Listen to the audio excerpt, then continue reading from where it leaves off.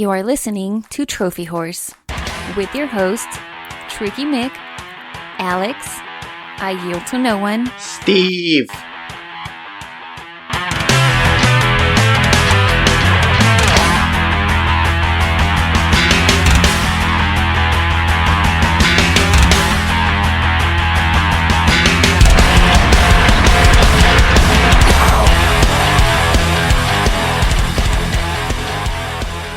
Hello, everybody, and welcome to Trophy Horse. Hopefully.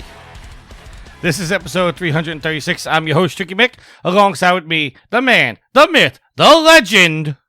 He's Alex. Ladies and gentlemen, boys and girls, children of all ages, Sony Japan, Blue Point Studios, and Sony bring you Shadow of the Colossus. Now, you did that on the Lost episode last week, and it still sounds like you're about to jump into New Age Outlaws territory. I had to bring it back around since the listeners didn't get to hear it last week.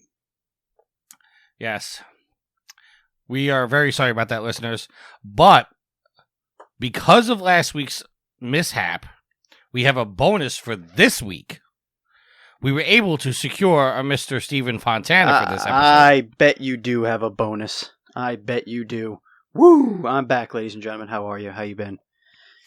All right. So, quickly, let's get into it because listeners didn't hear it. You two guys watched the Royal Rumble, correct? Uh-huh. Are we... I did. Are we going to rehash this now? Real quick, because we are pressed for time here. I have a problem with the Rumble, and specifically the Women's Royal Rumble. Great match, great entertainment. Very impressed that the girls went out of their way, and they didn't dumb it down and, through the middle rope. They actually had a legit Royal Rumble. My gripe lies with the fact that 30 women made history, and it's immediately overshadowed because they had Ronda Rousey come out. Well, that was the point. They set it all up. It's wrong. It's wrong. Yes. Weren't there 16 or not 16? There were 12 women that aren't even in the company that were in the Rumble. Whatever. Yeah, but they did help build the women's division in the company, and a lot of them wanted to come back for it. So I think if you didn't have those women in it, I think it would have been a travesty. Ronda Rousey's going to take that women's division and bring it places that they could have never dreamt. I doubt it. I doubt it. They can headline a women's championship match. Could headline WrestleMania if Ronda Rousey's part of that card. They could have do that without her. Mm. You're telling me, honestly, a Sasha Banks, a Charlotte. They don't transcend sports entertainment. That's the thing.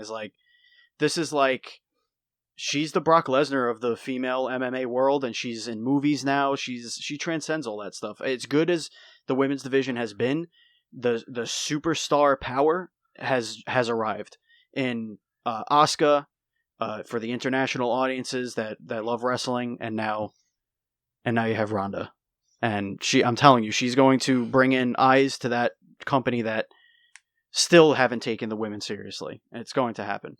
I wish she didn't come in off of two of the biggest losses, in the UFC women's UFC history, but whatever, no big deal. All right, Alex, you want to have any comments?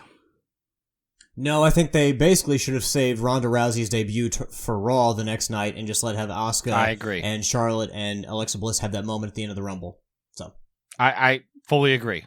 You didn't have to bring Ronda out at that point, is what I'm saying. Also, Ronda looked completely out of place as she kept pointing at the fucking WrestleMania sign like a moron. Yep. There was no point for her to come out because she came out, tried to shake Asuka's hand. Asuka slapped it away, which I like. I like that move. But we still don't have an answer of who Asuka's going to face at WrestleMania. Everybody's assuming it's going to be Charlotte because they're going... If Ronda Rousey's going to Raw, you have to assume that she's probably going to fight Alexa Bliss at WrestleMania, which leaves I don't know that. Sorry. Wow. Every time That's funny. Yeah. It does it when I watch TV too. But you have to assume that that's who Ronda's going to be fighting. Even though we don't have an official word yet, and they keep alluding to the fact that Asuka still hasn't made a choice yet. Yeah, I think that's a fair bet. All right, so let's do as we do every week and give you an updated trophy count. I am level 34, total trophies of 8,789 with 86 platinums.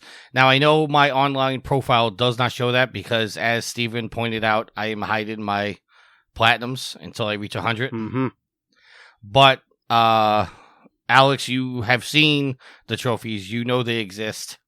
So yeah, you showed them to Yield and I last week. So the proof is there, but on my online profile it does not show that. I don't even know what my online profile says. It probably still says I have 81 platinums. Alex? So I'm level 30. I have 6,535 total trophies and 96 platinums in 95 games. But I am inching ever so close to my best platinum ever. That's within debate. Oh, yeah. Whatever, Tricky. Well, we lost last week's show, but what I think I'm going to do is, because we're not going to do the topic of the week this week, because me and you had a good conversation about Shadow of the Colossus and The Last of Us and why we feel is a better game and whatnot. The audio is jacked, but I'm going to try my best to salvage that part and probably release that as a bonus to one of the future episodes. Or we could just, since we're not doing topic of the week, we could just do it again here. Well, we are doing the topic of the week here. Oh. Never mind then. Yield is level 25, total trophies of 4,929 with 74 platinums. Steve. I am level 14 with a total trophy count of 1,803, and I have 5 platinums. That's right, I'm up a platinum. Yeah, we talked about that last week. You got the Batman one. I did. I really enjoyed it. It was a fun adventure. I could have swore the 5th episode was out on the second one, so now I'm a little upset that I can't go right into it, because I'm not going to play it unless I know at least the date that it's going to come out, so that I could start and then lead up to it. But right. Yeah, it was. I'm doing the same thing. Really good experience. I really enjoyed it a lot. And Sid is level 28 with total trophies of 6,510 with 94 platinums. He's creeping up on you there, Alex. You know what? If Sid passes me, I'm totally cool with that, because I'm down with the Sid man. Even though he's chumping platinums? I like Sid a lot, so I'm cool with whatever Sid wants to do. Oh, so Sid's allowed to chump, but I'm not allowed to chump. Well, you and I have this longer standing rivalry than Sid and I do, so. And Sid's just so damn nice.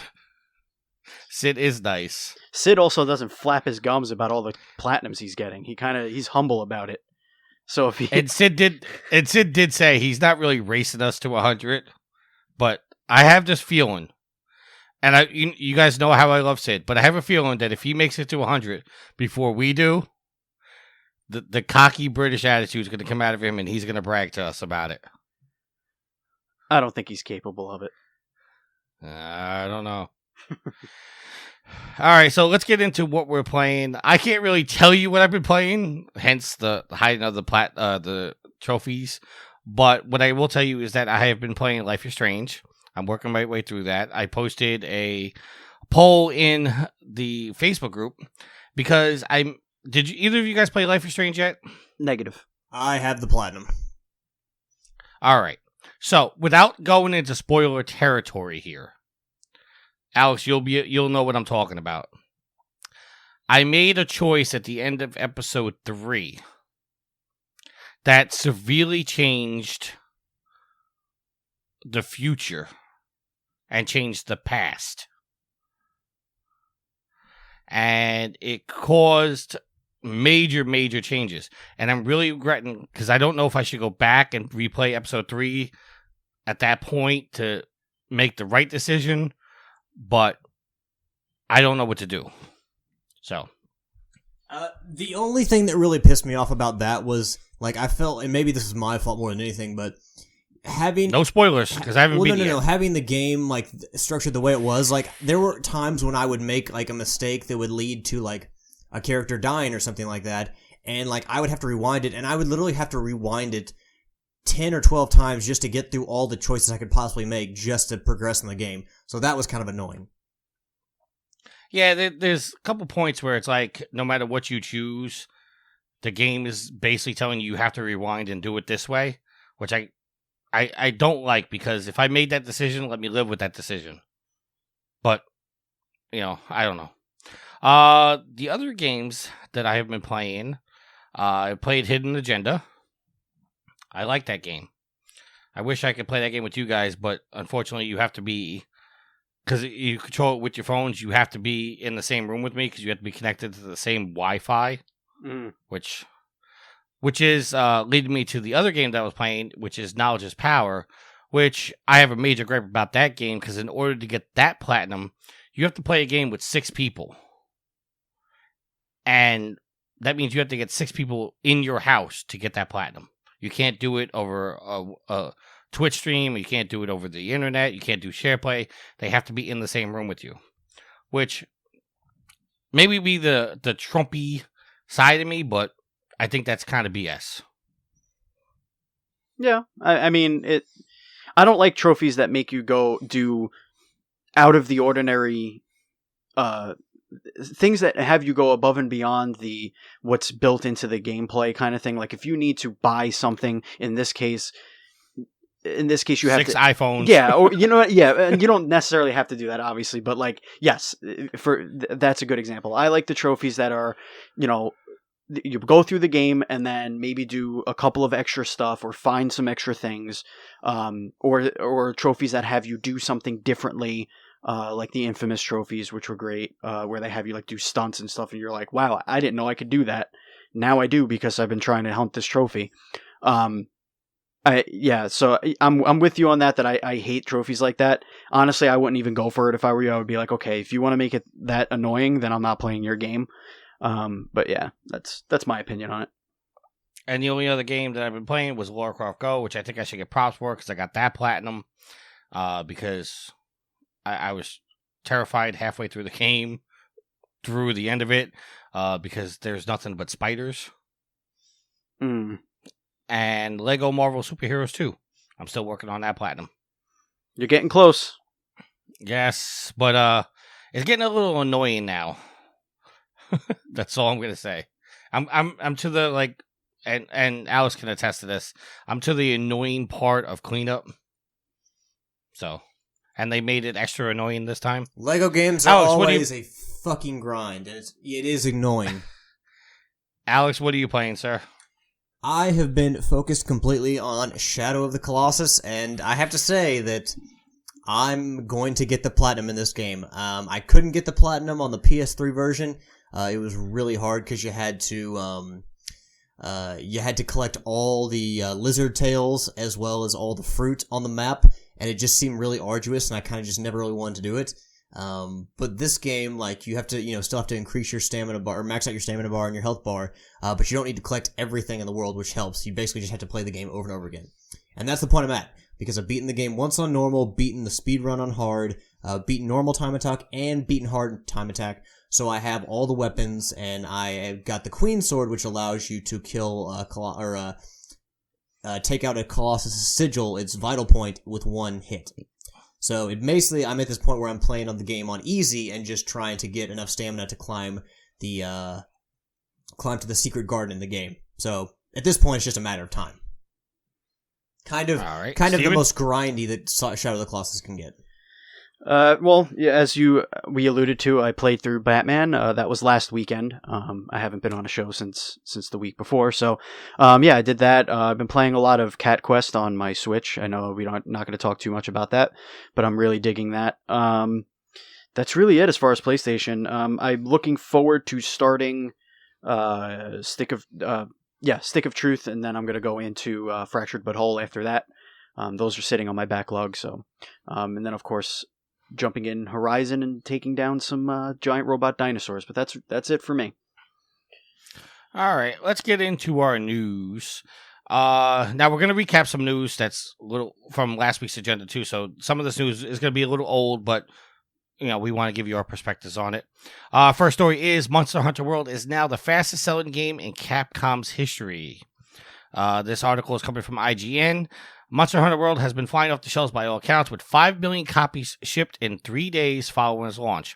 Capcom has also reported units have reached 6 million mark, making it the fastest selling Capcom game to date. And that's just on consoles, because the PC version has the potential to inject some momentum into the game's sales figures when it releases later this year. Now, it is also worth noting that Capcom said that they have shipped 6 million. That's not sold to consumers. That's not in people's homes. But that is a good mark for Capcom, because obviously the demand is out there that they've had to ship 6 million copies. Yeah, it's really amazing stuff. I mean, the streaming community is all about this game. I'm seeing dozens and dozens and dozens of them just on PS4 alone. If you're going on the Twitch app or the Live from PlayStation app, yeah, it's insane what that game has done. I know Andy, my co-host on Dual Screens, he's been playing that a lot.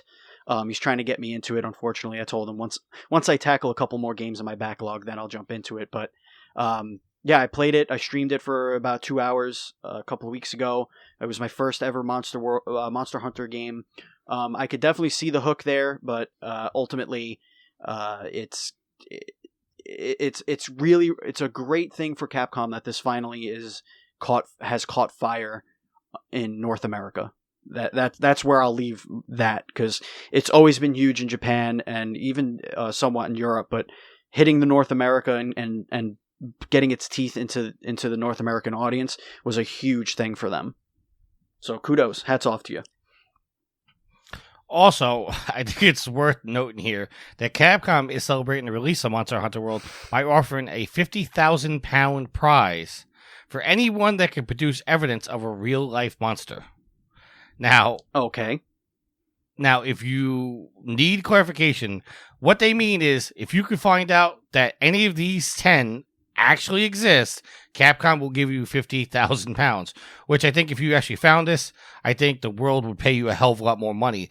But with that being said, the creatures that Capcom wants you to find real life proof is Bigfoot, the Loch Ness Monster, the Mongolian Deathworm, the Mermaid Grotesque a Mermaid, Earthbound, a Yeti.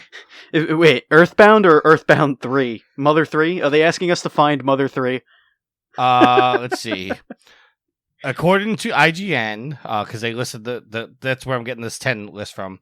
It says Earthbound, a 19th century clergyman described a mysterious, dreaded sort of animal believed to live in graveyards, burrowing among the dead bodies and devouring them. Believe it or not, this terror-sized animal has been reported in a remote Scottish graveyards until the present day. Very close to Mother 3. And like I said, the Yeti, the Chupacabra. Chupacabra. There you go. I was getting ready to say it, and then you cut me off. The flying snake of Namibia. Mm-hmm. The Yowie. Mm-hmm. And the Cornish owlman. So if you can find that 10 of those exist, celebrate your winnings from Capcom, because they're going to give you £50,000. Yeah, I guess that's fun.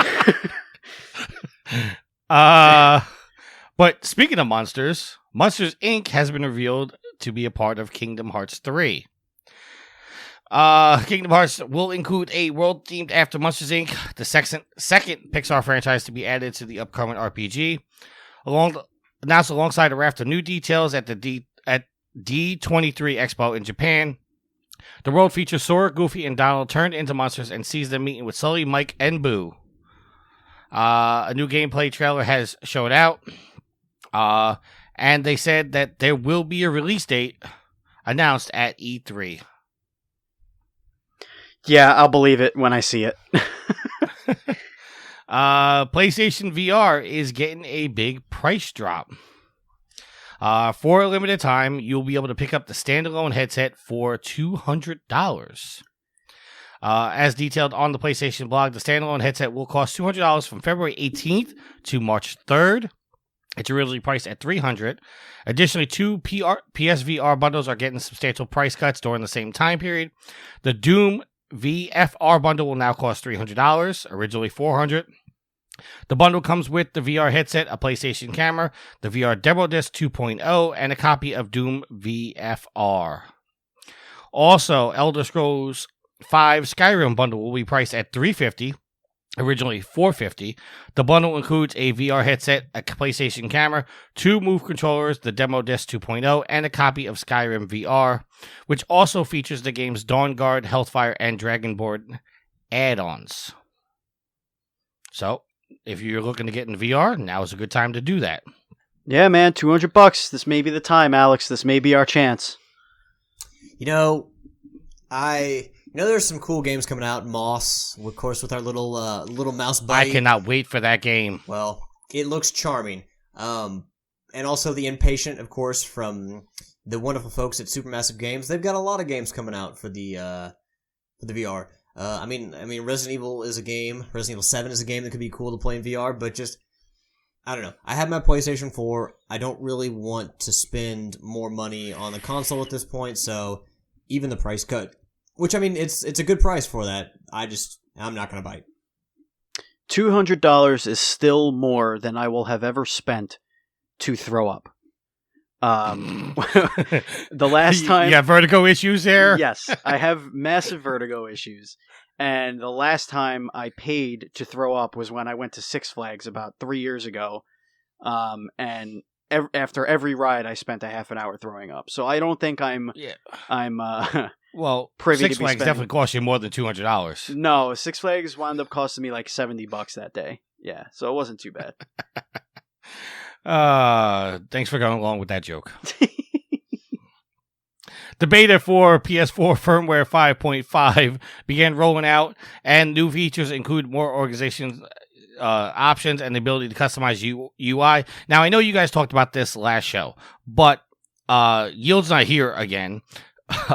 He was going to be on last week's show. That's why I put this topic in there. But I thought this was cool to mention because you guys didn't talk about that. One of the features in 5.5 is the ability to do custom themes for your PS4. Yes, that's definitely one of the cool features of this one. Yeah, for sure. I know you guys didn't talk about that last week, so I want to bring that up real quick. The next topic we have. Konami is investigating why the Metal Gear Solid nuclear disarmament cutscene unexpectedly went live. I know nothing about this. This is the first time I'm hearing anything about this cutscene, but I gotta be honest, it's absolutely terrifying that this happened unexpectedly. All right, so let me explain to you what happened. In the game, as part of the game, is you have to make a nuclear bomb. Sure. And in order to get a trophy, you have to disable the bomb. Mm-hmm. Okay.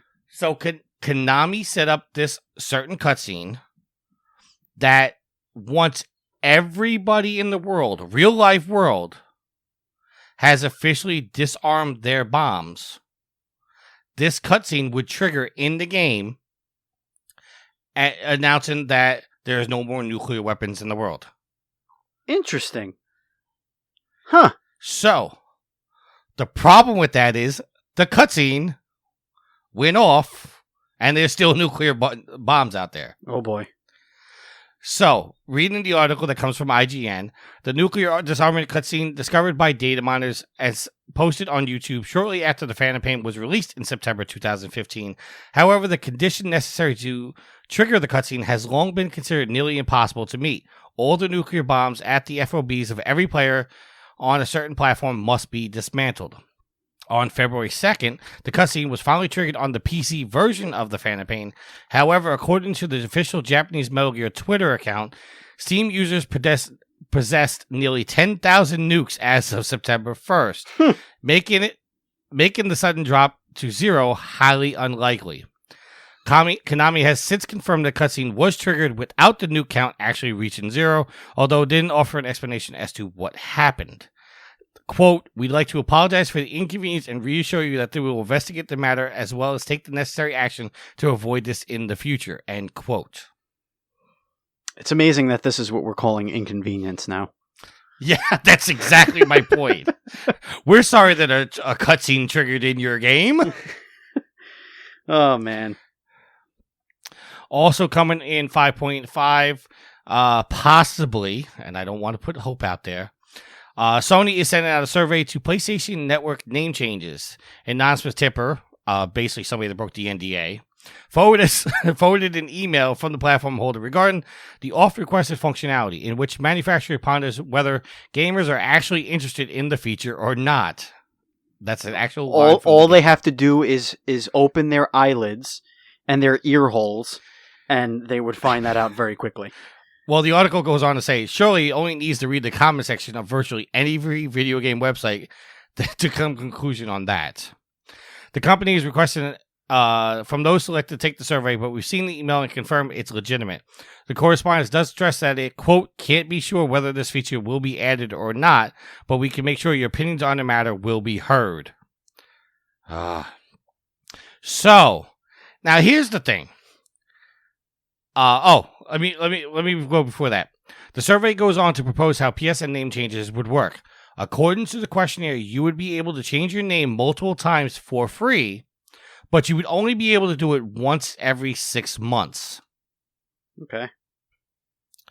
Moreover, if you want to change your PlayStation name back to an older handle, you have to contact customer support. Now, I bring this up for two reasons. One, how does Sony not know that this is something people fucking want? I mean, me personally, I don't want it.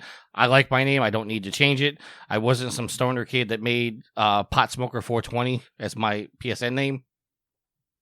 But is this a dig at Microsoft because Microsoft charges you $10 to change your name, and now Sony says we could do it and we're going to make it free? No, because Sony's been trying to do, or people have been wanting this for about 6 years.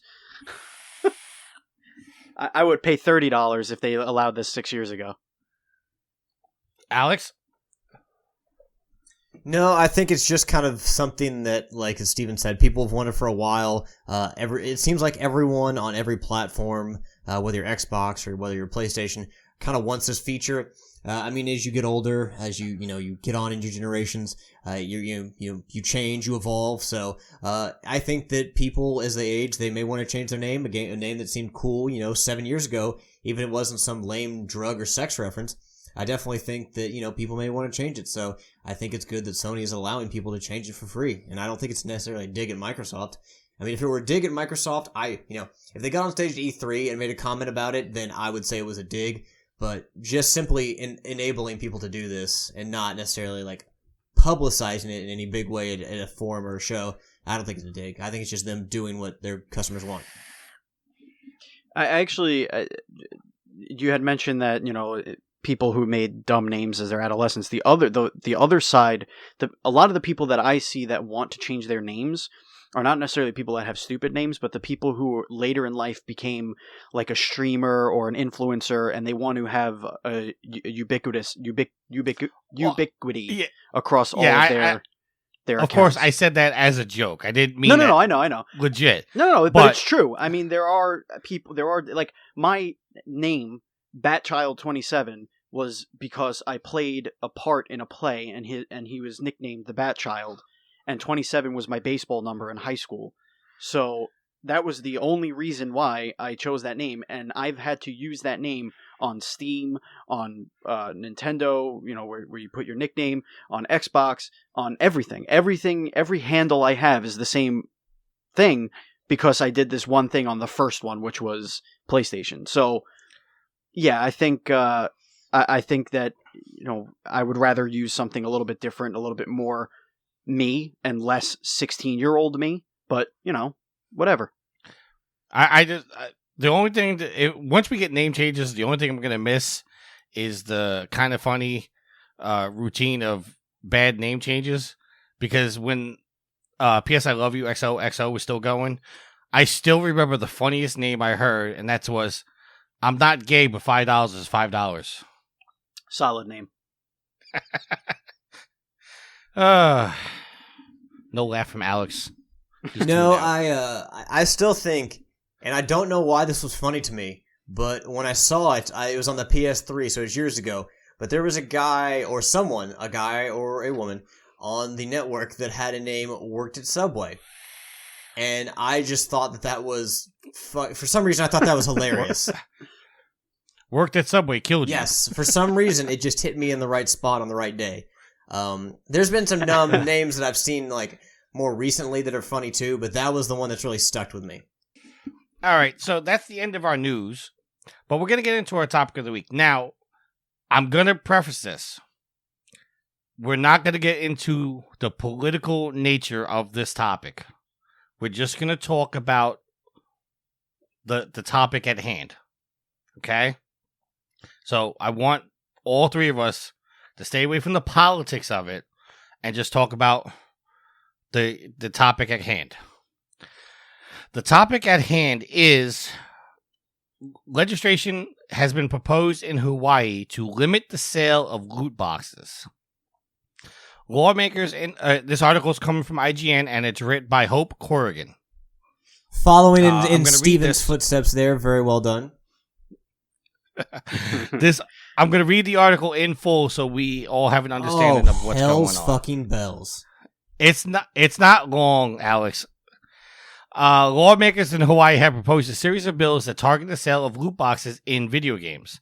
The Hawaii Tribune Herald reports legislation aims to to address potentially exploitative monetization of loot boxes, which can lead players to harboring gambling addictions.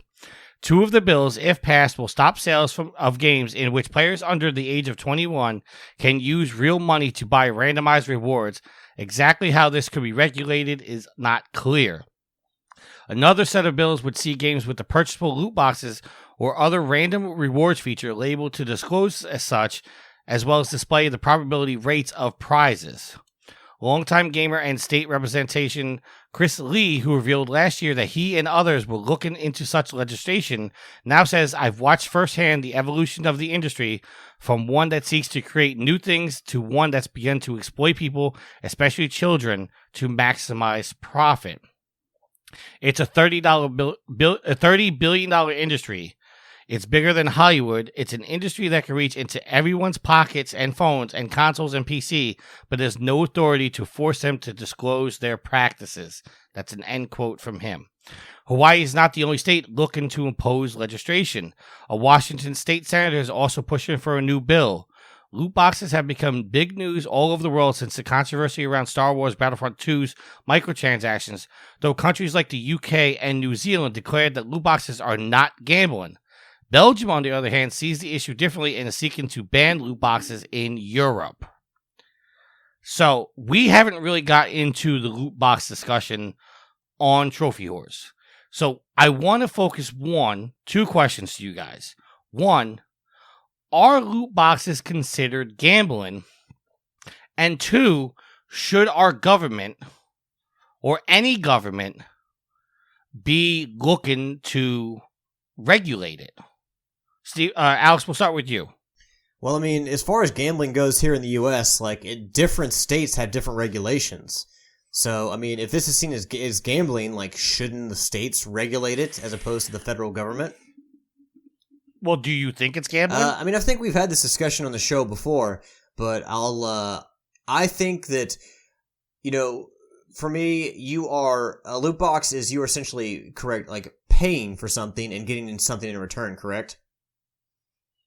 Well, there are. See, well, no, the problem. You're basically paying for something where you may get a duplicate item or something you don't want, correct? Yeah, right. But there's certain games that you get the loot boxes within the game. There's the problem, with Star Wars Battlefront 2, where people could buy the loot boxes and unlock characters that gave you a pay to win. So there's two sides of that coin. One is in-game inboxes where you're paying no real-life money for them, and then there's the loot boxes that you pay real money for. Well, so then, I mean, that issue doesn't have to do with gambling. It's just shitty, game design or, a shitty practice by a developer and a publisher to essentially enact a pay-to-win formula. For me, you're paying for something and getting something in return. To me, gambling is if you're putting in money, with a lottery ticket, and there's potential for you to get nothing back. You lose that money with getting nothing of value. That's gambling to me. Like playing backgammon or like playing poker. There's a chance where you could put in a lot of money on the line and you get nothing back because you don't have the best cards or you don't have the right cards. So I think that this is not gambling. Even if you get an item that you don't want or a duplicate, you're still getting something of value for your money. All right. Just on the gambling aspect right now, Steven. Yeah, so I think it is a form of gambling. It definitely attacks the same centers of the brain that cause addiction to gambling are affected there. It's a release of endorphins. It's an addictive behavior to try and get the next cool thing.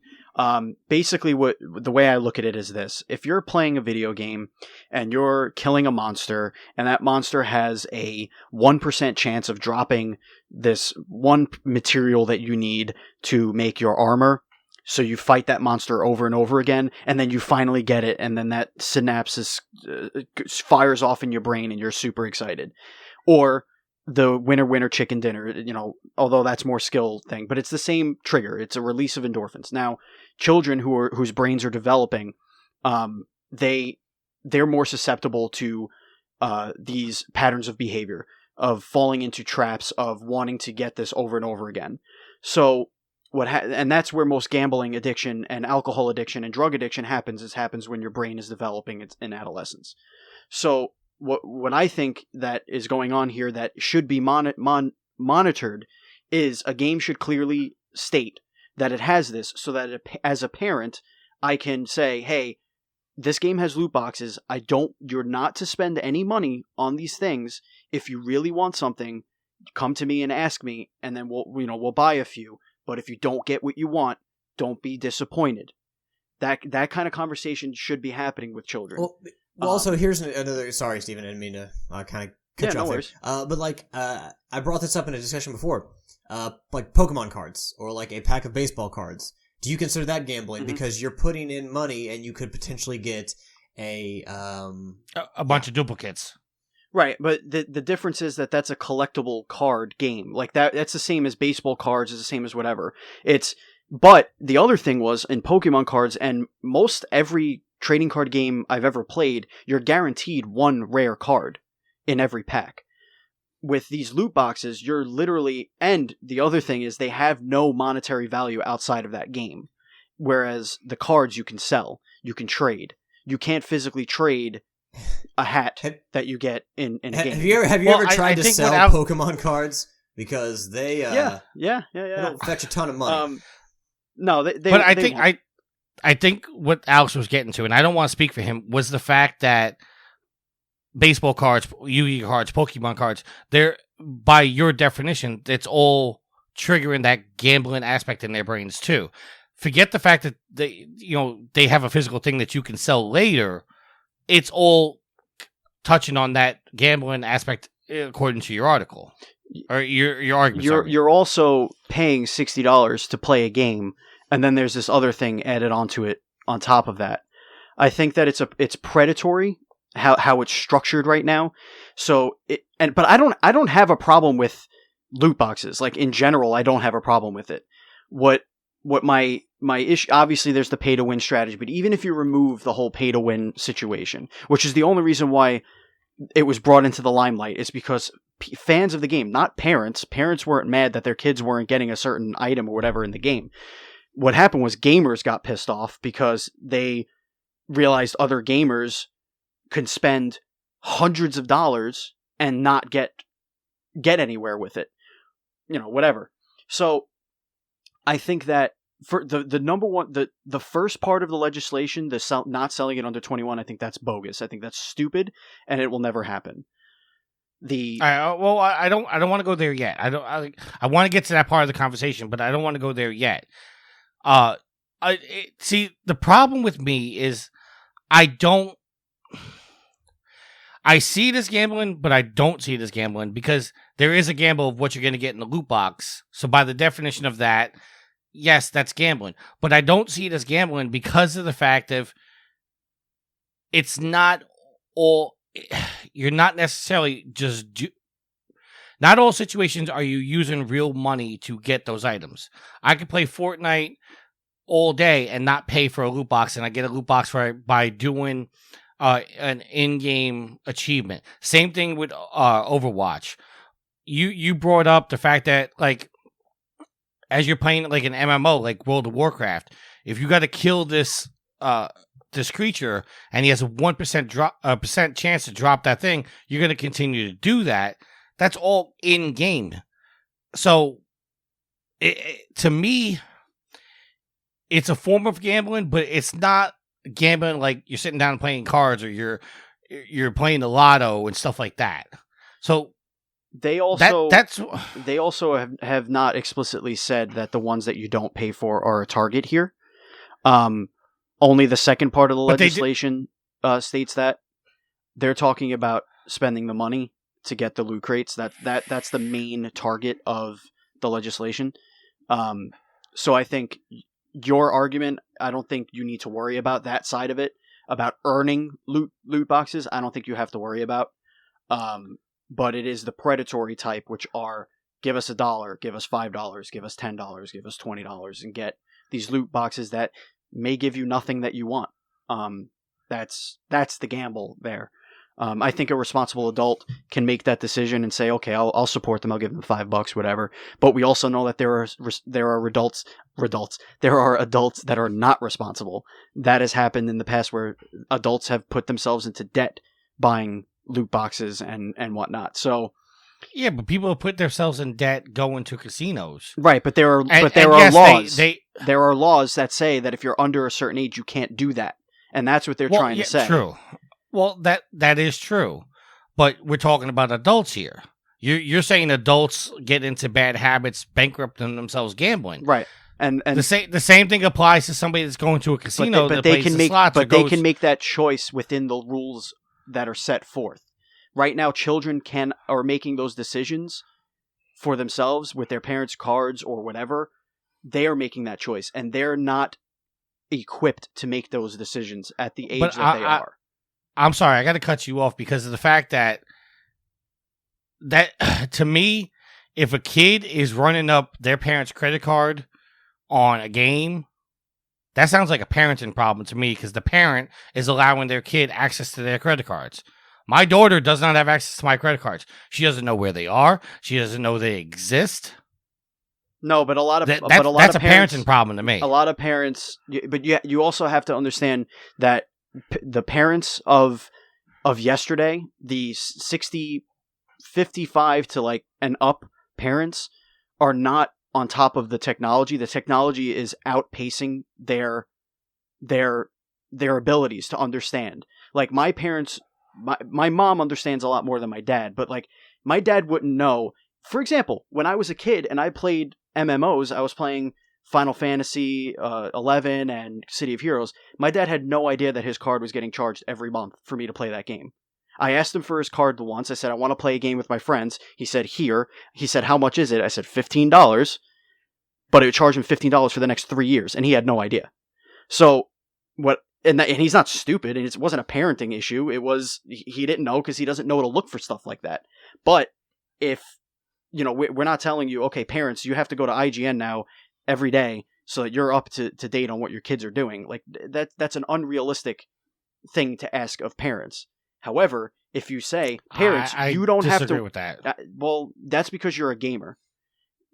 No, I look at it as the fact that it like my daughter likes playing Roblox, but I told her flat out, Roblox is a free to play game.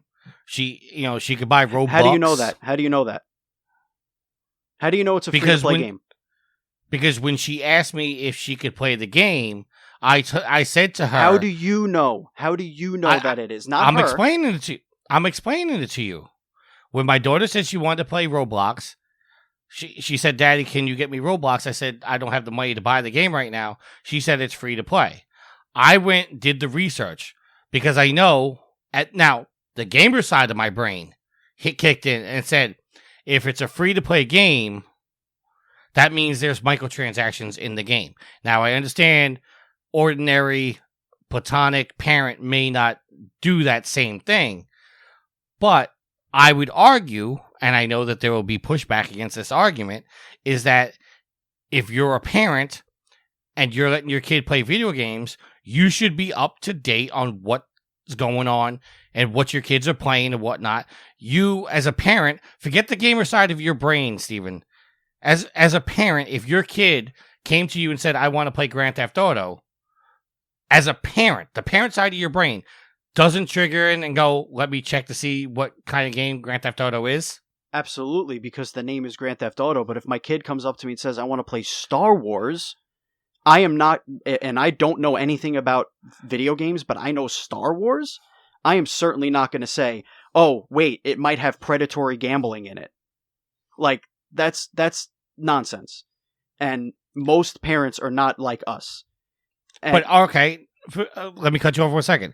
Now your kid comes to you, going on your argument, kid comes to you and says, I want to play Star Wars. You're not going to actively leave your credit card number on the PlayStation or the Xbox or whatever, so your kid's not going to be able to spend that money. That's my argument, is that as a parent, you cannot leave access to your money to somebody who doesn't understand the value of money. Right, but why have that as part of the system at all? Why even give the chance of something like that happening when it's not going to affect you because you are an adult? The only people that this is going to hinder and protect are children. So okay, but all right, let's bring the legislation into this now. Okay. Two of the bills, go into the article, rereading this line from the article. Two of the bills, if passed, will stop the sales of games in which players under the age of 21 can use real money to buy randomized rewards, and exactly how this is regulated is unclear. Mm-hmm. That, to me, right there, is totally bullshit. Because we all know, and Alex, I kind of want you to chime in on this too. We all know there are parents out there that go out and buy their kids Call of Duty, go out and buy their kids Grand Theft Auto, go out and buy their kids Leisure Suit Larry, and don't give a shit. So making a law that says you have to be 21 to buy this game is a bullshit law, because there are parents still going to buy games the same way adults still buy beer for kids, the same way parents still buy cigarettes for kids. I know you want to go to Alex, but you're actually proving the reason why the legislation is important is because what this does now, if a parent bypasses the rules and says, I am buying this for my child, now the retailer, the publisher, and everybody that made that game is no longer responsible for the fact that the children do whatever they do with that game. And that's the real issue here. That's the real reason why the legislation makes any sense, is because it's going to protect the publishers and the game designers and everything like that. Say, yes, you can make this, but you can't just blatantly target children. And then parents, guess what? That label is going to be on the box. And if you choose to ignore it and your children does this, you can't come after the video game industry because we did our job and regulated it. You can't do that. And that's what the ESRB did. That's what they were there for. That's why they are a self-regulated. They were a third-party regulation. They have nothing to do with the government, because the industry saw that it was a problem because parents were marching against Mortal Kombat, and they didn't think that was fair because they're making a game for adults. It's not their fault that children are buying it or that parents are buying it for their kids. But now you put the warning label on the box, and now it's legitimately on paper not their fault. All right, Alex. So here's what I think. I think that if somebody wants to go to a casino and spend their life savings at the blackjack table, that is their choice to make. That is their fuck up to account for. That is their fault. I do not believe that the government should step in and make decisions like that for people. If parents want to allow their kids to have their credit card and buy stuff online, that is the parents' choice. It's not the government's place to step in. So you're against government regulation, period. Yes. Why should we be told as people that you can't go gamble because you'll lose all your money? At what point do we accept responsibility for ourselves, personal responsibility, and stop allowing somebody else to take it out of our hand?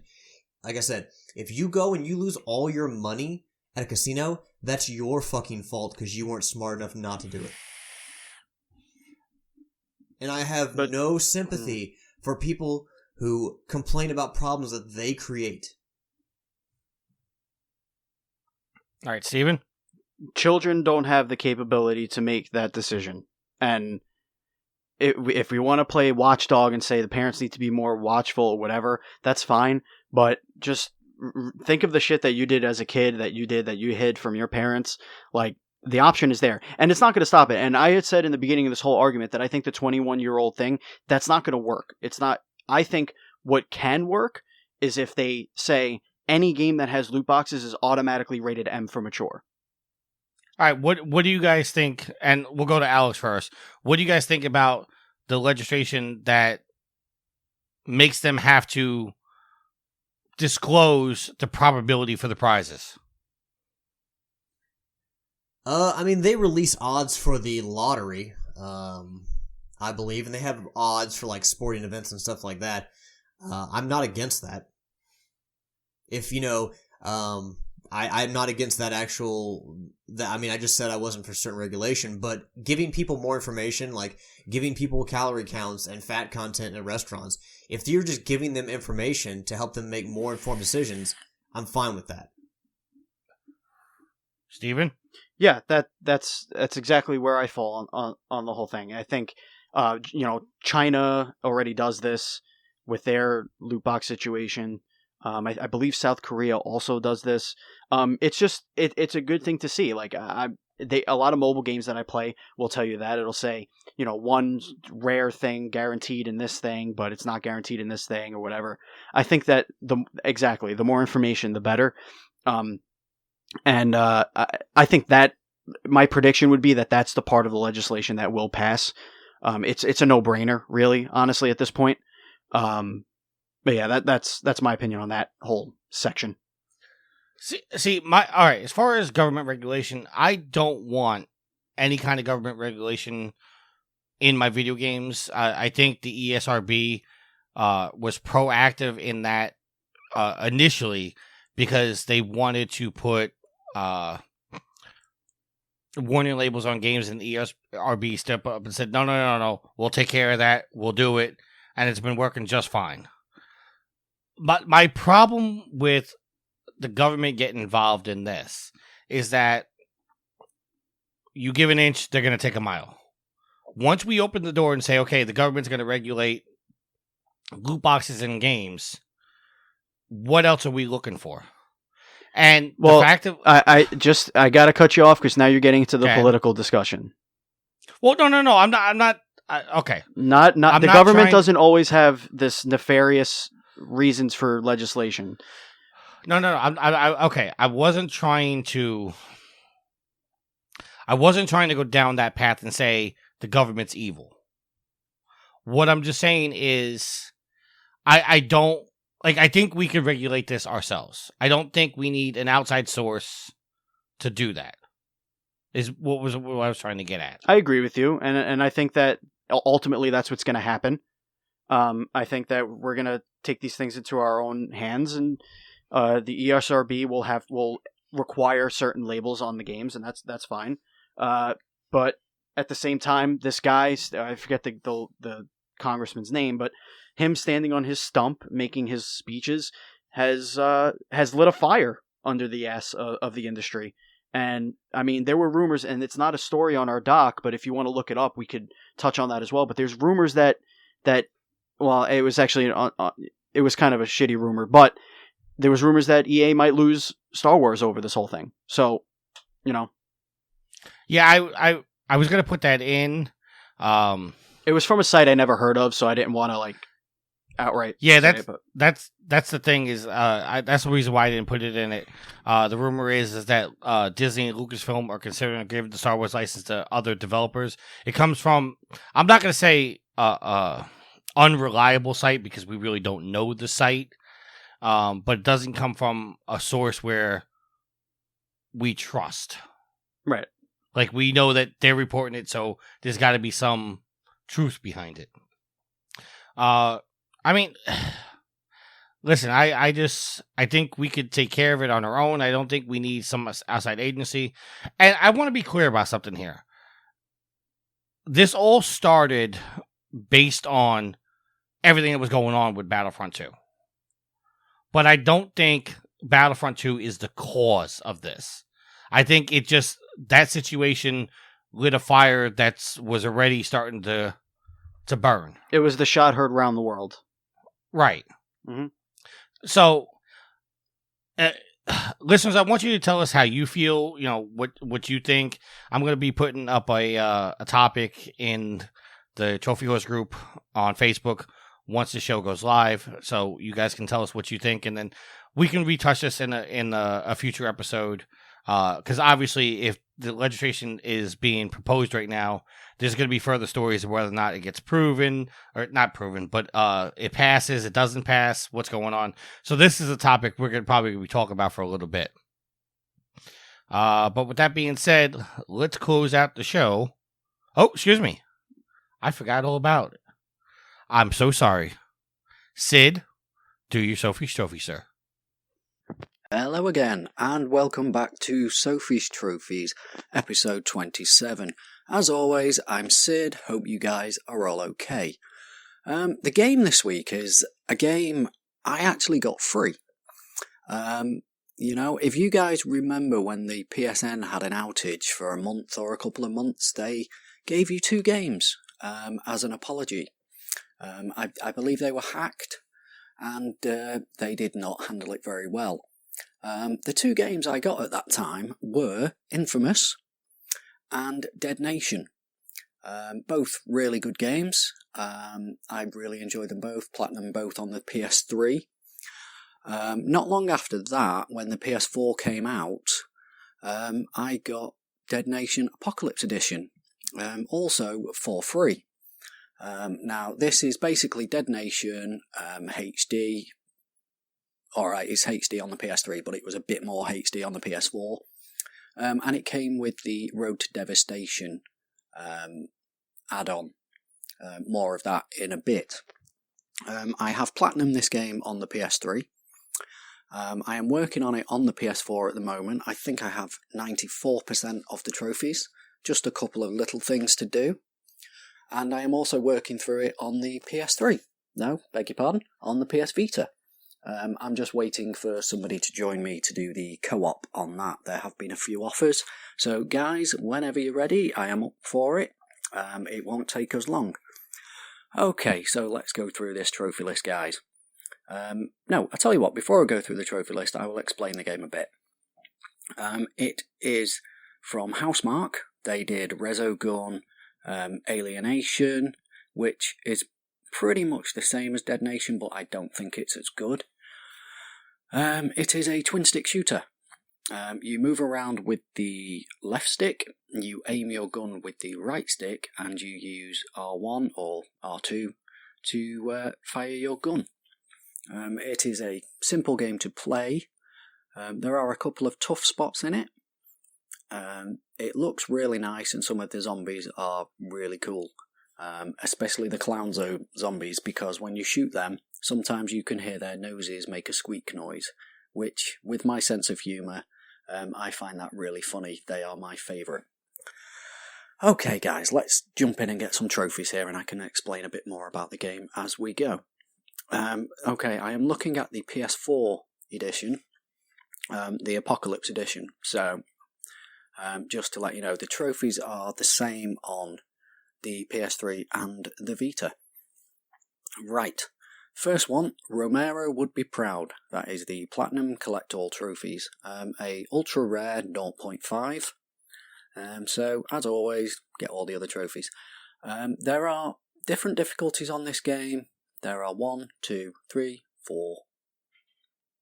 No, I don't know how many there are. I think there are 5 difficulties. The trophy list is a bit different. It's laid out a bit differently. So let's just go with the 5, guys. You have Brain Dead, Normal, Grim, Morbid, and Undead. Now, Brain Dead is really, really, really easy. Morbid, that's a hard time, that is. And Undead is just ridiculous. There is only one trophy for Undead, and that is completing one level on Undead. Now, the difficulty trophies, they range from complete the game on normal. I can't actually see Brain Dead here. And that is a 7.8% very rare silver trophy, down to Morbid, which is Morbid Curiosity, and that is a 0.9% gold trophy. There are co-op trophies, which I don't like in games, guys, I have to say. It shouldn't make you play through the game in co-op, because as the player base goes off, there is less and less chance of actually managing to do this. And the game itself is very strange. You either have to invite somebody into your game who has got it, i.e. a friend, or just sit on the option screen and hopefully wait for somebody to jump in. And that has only happened to me once, and I play through this game a lot. So yeah, double the action. Complete the game in co-op. 4.6% ultra rare trophy, for reasons I have just said, and that is a silver. Then you have the level trophies. So you have And So It Begins, Mission 1. That is a 59.9% common trophy. That is a bronze. So let's just go straight down to the last level. And that is Took the Highway, complete mission 10. That is an 11.3% very rare trophy. It is also a bronze. Now bear in mind this is complete the level on any difficulty. So you can see not that many people have actually finished the game as compared to started it. Teamwork, complete a mission in co-op mode, any difficulty level, that is a 33.8%. That is a bronze. Like I say, the co-op for me ruins it, guys, I have to say. You shouldn't be forced to complete a level on co-op for a trophy, I don't think. Very Dead, that is the complete a mission on Undead. A 0.8% ultra rare. Basically, once you've completed the game and unlocked Undead after completing Morbid, just do the first level. Survivor, complete a mission without dying. 45.3% rare. So that goes without saying, you can do that on the first level on Brain Dead. Skilled, complete a mission without receiving any damage. Now this can be a little tricky because sometimes zombies can be a little hard to see. I have to say it's played from an above view vantage point, almost isometric, although the camera angles do change. And sometimes the zombies do blend in with the background. Zombie Killer, kill 1,000 zombies, 41.9% rare trophy. Okay, Zombie Hunter, kill 10,000 zombies, an 11.9% very rare trophy, and that is a silver. And this is the mother of all zombie hunting trophies. Genocidery, kill 53,597 zombies. That is a 1.0 ultra rare gold trophy. Why they've picked that number, I don't know. There must be a reason for it, but I'm not sure what it is. Aim for the head. Perform 500 headshots. Now, realistically, guys, you don't really aim, I don't think. You just aim your gun in the general direction. Sometimes it will shoot the head. Although, if you hold down your fire button, your rifle does do a power shot, and that could be it, because I think that does shoot the heads off. I'll have to look into that, I'm not too sure, but I believe that could be it. Up close and personal, perform 500 melee kills. Run up, press, I think it's either R2 or R1 for your melee. On the Vita it is circle. And just kill 500 zombies that way, easy enough to do a couple of levels. Blown to bits, blow up 1,000 zombies. Pyromaniac, burn 1,000 zombies. Now I'm not going to go through each of these rarities, guys. It's just a quick overview of what trophies there are. So the interesting ones I will point out. Car Killer, destroy 500 vehicles. That's quite an interesting one because to get loot in the game you have to open car boots and boxes. Now, if you destroy a car, or the car blows up before you've undone the boot, that loot is lost and you will lose your chance to get 100% on the level. So just be careful of that, guys, if you are indeed playing this game. Upgrader. Upgrade a single stat of any weapon. Weapon specialist. Fully upgrade all stats of any weapon. Suit up. Collect an armor piece. There are boxes. Big boxes with lights on them. You open those up and you get an armor piece. There are ones for your torso, ones for your legs, and ones for your arms. They upgrade your health, your stamina, and your endurance. They make you run faster. They make you, if your health goes down to a certain point, it will top itself up a little bit depending on what your stamina is. And also your melee attack.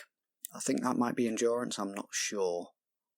But it makes using your melee attack a bit simpler. Top Gear, collect all armor pieces. Contributor, help your country to clear the virus infection. Basically, from what I can remember, guys, when you finish a level, it goes into a screen that basically says how your country is doing. So the UK, USA, whatever country it may be, all the people playing the game go into a pool of stats, and they are basically presented in a list that shows how each country is doing. So I think you just have to do a level, really, guys, and then that will automatically unlock. Looter. Collect all the loot in any mission. I'll give you the trophy on this one. 5.6, very rare, bronze trophy. Do the first level, it's really easy. King of Looters. Collect all the loot in every mission. That doesn't take long, to be honest. You've just got to keep your eyes open. Loot comes in the form of car boots. You get some when you kill zombies, but I don't think that counts towards it. There are little boxes with flashing lights on. There's a red box, a blue box, and a yellow box. Yellow is money, red is experience, and blue is items. And there are the aforementioned armour boxes, which give you money and armour. Now, this is different than the PS3 game. Memento Collector. They're like little photographs, guys. Easy enough to find. They added them into here because I think they changed some of the trophies around when they made the Apocalypse Edition. I think there is one in every level. Find them all and you get this trophy. It is a gold, ultra rare at 0.9. Now, the Road to Devastation. I'm not sure I like this one, guys. I really don't. It's not my kind of thing. I'm so used to playing the base game, and the Road to Devastation changes the rules a bit. You have one life, and you go through rounds. So you start in the safe room, and you head up out of the safe room, and you're given 3 choices. So let's say for the top choice, for instance, is the armour and money route. So you go through that door, and then you're given 2 more doors. One is the armour route. No, sorry, the health route, health and money route. One is the health route, one is the money route. So say you pick the money route, you go through there, you get lots of money. Then you end up back in your beginning room, and that is round 1 done. Now, when you start round 2, you cannot go through the health and money route. You have to pick another route. So to the left is the items and weapon route. So you go through there, pick either items or weapons, end up back in the room. Now, when you've done this, you can, if you want, go back through the health and money route. So it works like that. It's basically a big loop on yourself. Now, you can either do this, there is I think it is called Endless, and that will let you just carry on and on and on. And then there is Arcade. Now, Arcade only has 5 rounds. There is a trophy still in the game, survive to round 5. Never Give Up is survive to round 10, which is really hard, guys. I did not enjoy doing that at all, and I had a bit of help from my friend Dave at work, who actually also helped me do the co-op. So thanks for that, Dave, I appreciate it.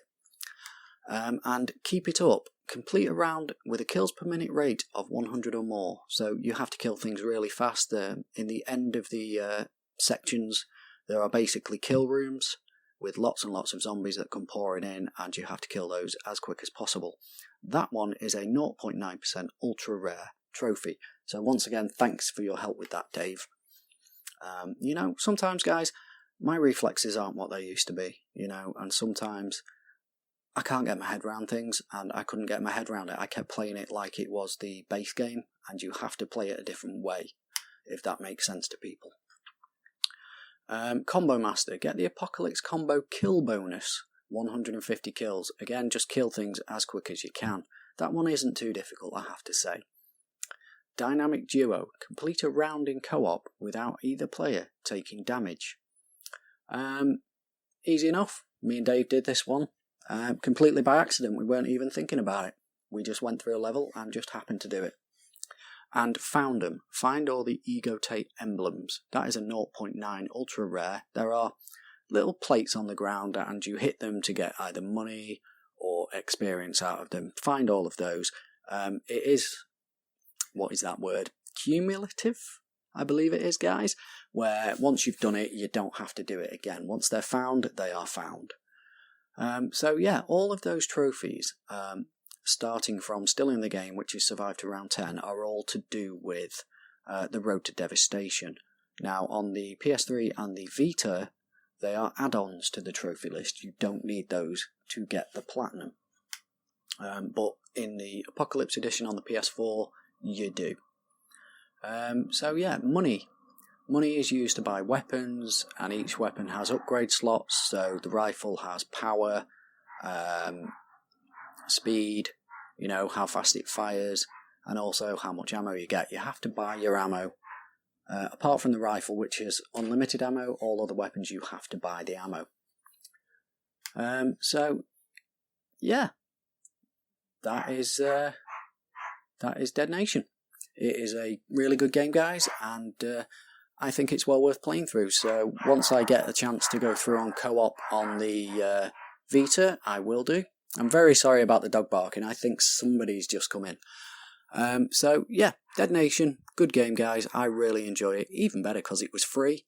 But to be honest, from what I'd heard about it, I probably would have bought it anyway. But that's it for this week, guys. Quite a long one this week. Very sorry.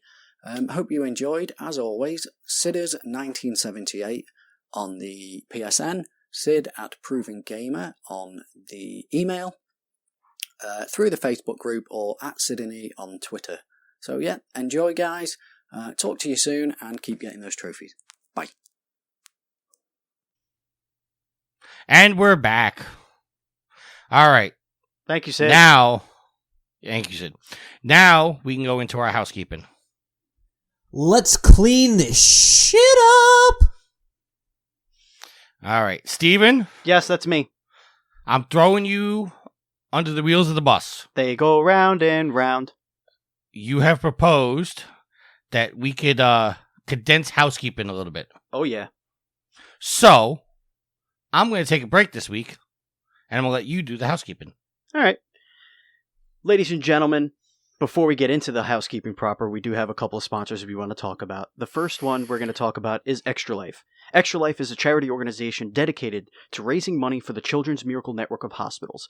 If you'd like to get involved, you can go to extra-life.org and sign up and raise money for your own local hospital that is affiliated. Or you could go to provengamer.com and click on our Extra Life little banner that we have there and donate to our team and to our cause for the end of the year. At the end of the year, November, we do a 24-hour stream where we try and raise a ton of money at once, but you could start helping even now this early. Our other sponsor is Amazon. Amazon allows us to have little banners on our website. Again, if you go to provengamer.com and you click on an Amazon ad, it'll bring you to Amazon like normal, do your shopping like normal, and the website gets a little kickback. Also, if you have Amazon Prime, that means you have Twitch Prime. What's Twitch Prime? Well, that's a way that you can support your favorite Twitch streamers for absolutely nothing. So, using your Amazon Prime Twitch Prime subscription, go to twitch.tv/provengamer and just boop, click subscribe. Remember, you have to do it every single month. Costs you nothing, remember that, except for your Amazon Prime subscription, which you already have. Also, we are now a proud partner of Humble Bundle. Humble Bundle, it's really a really cool thing. Okay, I actually have purchased games off of Humble Bundle. Developers and publishers donate a bunch of codes to Humble Bundle, and some of them are themed and whatnot.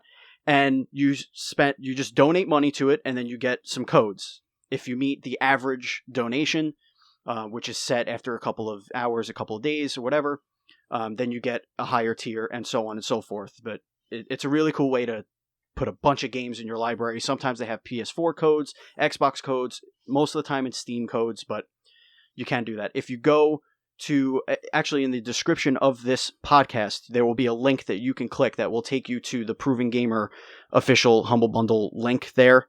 And then I'll also put one on Proven Gamer proper. Yep, it'll also be on provengamer.com, so you could support us that way as well.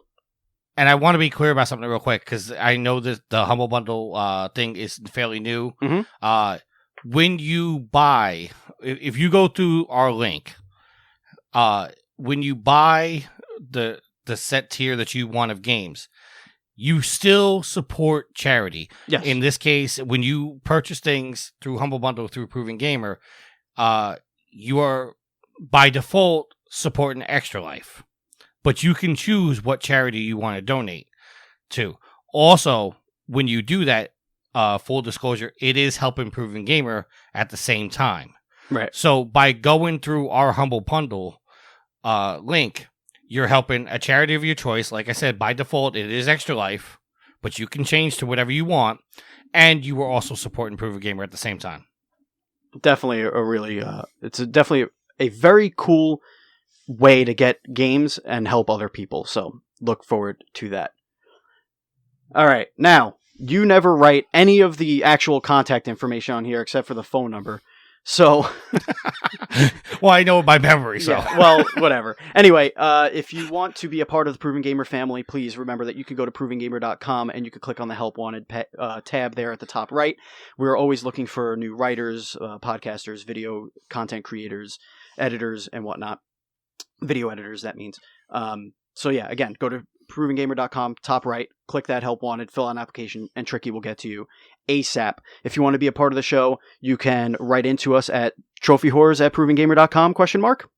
Correct. There you go. Trophyhorrors@provengamer.com. You could also call us at our phone number, which is 330-PROVEN9. That's 330-776-8369. Or you can click on the Speak Pipe app, little dongle, what do you call them there? The widget on our website. And it's also on Facebook. Mm-hmm, it's on our Facebook page as well. You could leave us a message and we'll listen to it. And if it's not completely incoherent, we'll play it on the show. It's been a while, so use it. Do it. It's fun. You said dongle. I did say dongle.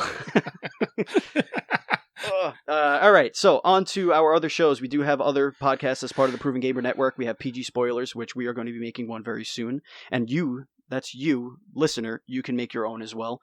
Just record a podcast, sync it up nice, and send it to us, and we'll put it on. Yeah, Homer. Yeah, Homer. No! We'll put it on the network. We also have the Smart Marks, which is a professional wrestling podcast. We have Nintendo Dual Screens, which me and Andy Azamakis, we host that show. We have Game Stuff, a general games discussion podcast as well. You could find all of those on Apple Podcast, Stitcher, really anywhere where you could find podcasts. However, this show, Trophy Horrors, and the Smart Marks are streaming on iHeartRadio for your enjoyment. So please remember, subscribe to the shows, leave us a review and a comment there and all that stuff. Rate us 5 stars if you love us. PlayStation communities, we have a couple here.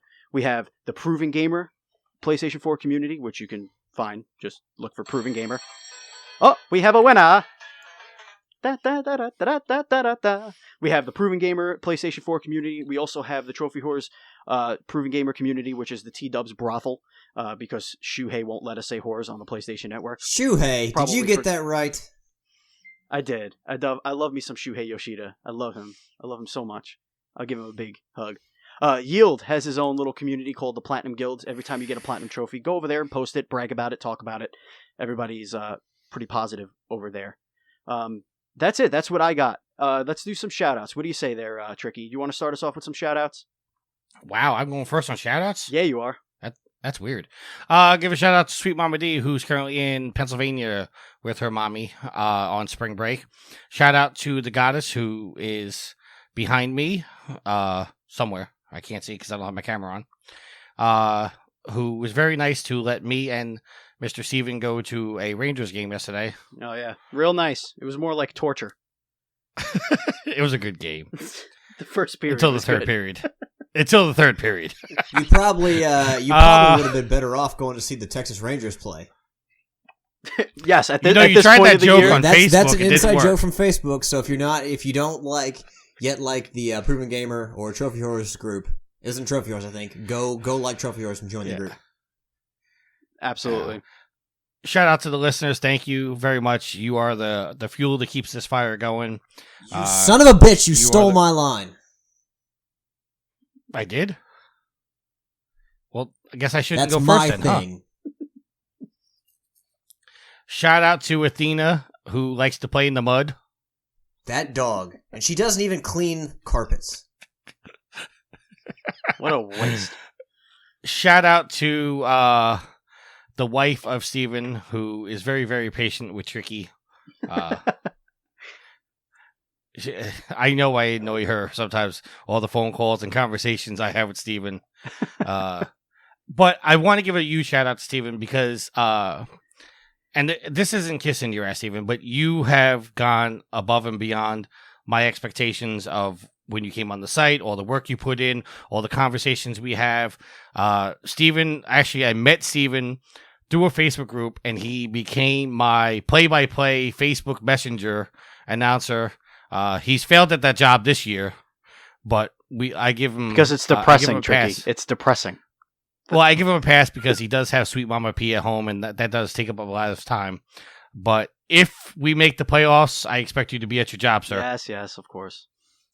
And Twerp you to Yield, who decided to miss a second week in a row. It happened. To be fair, he didn't. Well, he didn't. Well, even if he did record last week, people would not have heard him talk.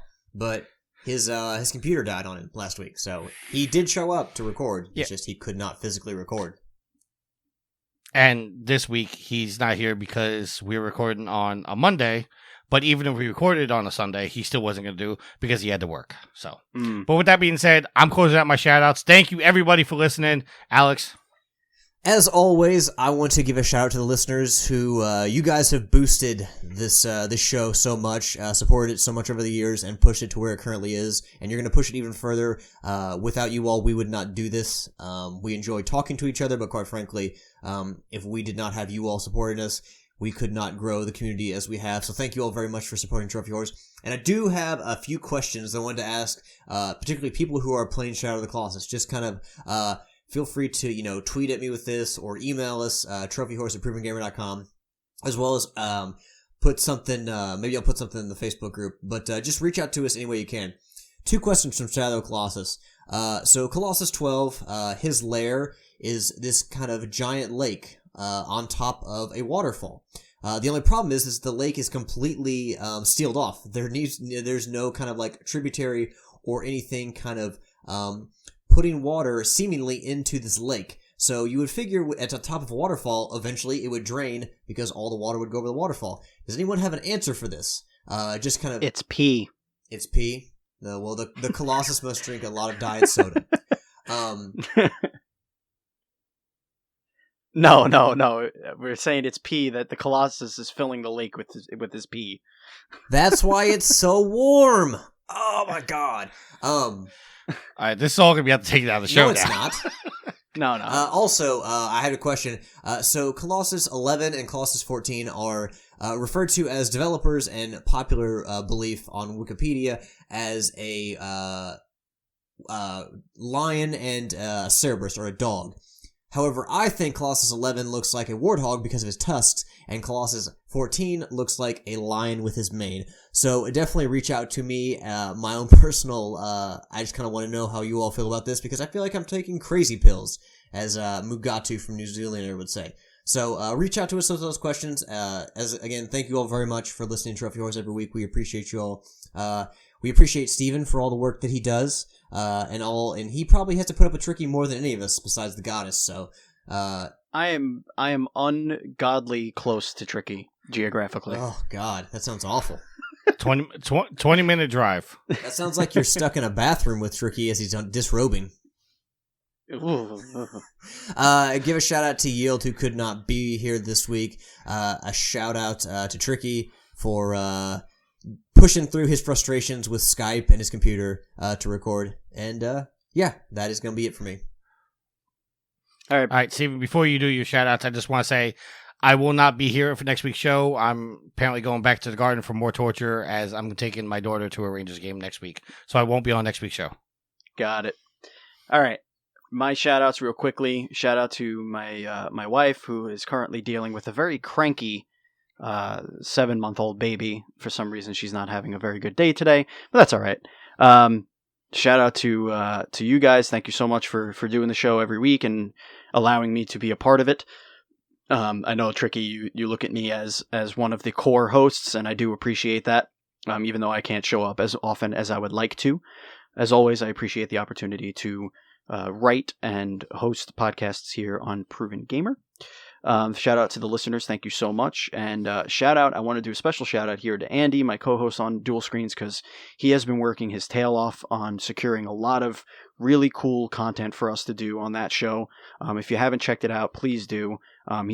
We're putting a lot of work into that, and Andy especially has been putting a lot of work into that.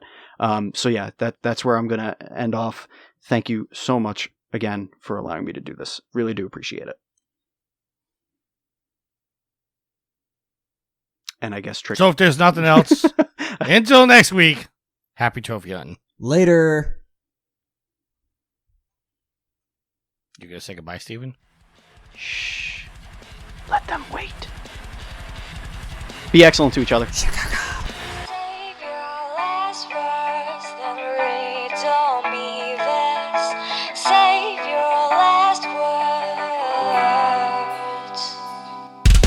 Save your last words, then read to me this. Save your last words, then read to me this. Save your last words, then read to me this.